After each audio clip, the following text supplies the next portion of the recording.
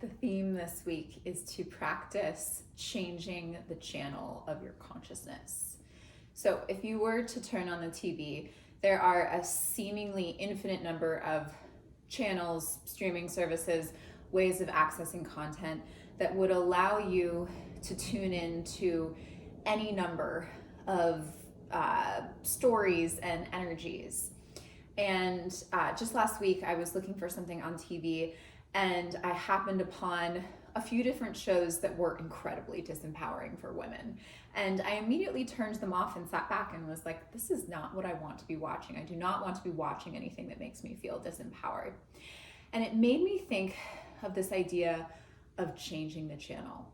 We are not victim to whatever channel initially turns on in our mind. When we do a yoga pose, when we are in a meeting, when we are working on a project on the wall, just because the first channel that comes on is first, we have the ability to change the channel. We are holding the remote and we have the ability to switch to a channel that supports us. So instead of watching the shows that were about really disempowered female characters, I changed the channel and started watching content from really amazing female artists and entrepreneurs who inspired me, and that changed my inner energetic state. So on our mats, we have this choice of what channel we tune into when we practice. The first channel that comes up when we might get into a pose may not be the best channel. It might be the channel of a limiting belief, of a memory of doing the pose and not doing it very well, of something that doesn't allow you to perform in the best way. But just because that's the first channel that pops up doesn't mean that we are victim to it.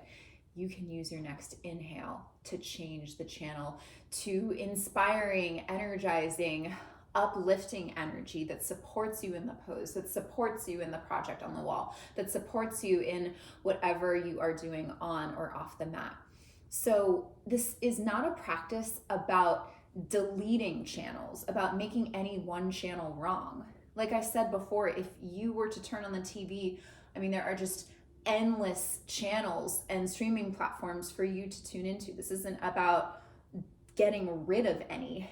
It's about using our awareness and our discernment to decide exactly what we need and what we want to tune into.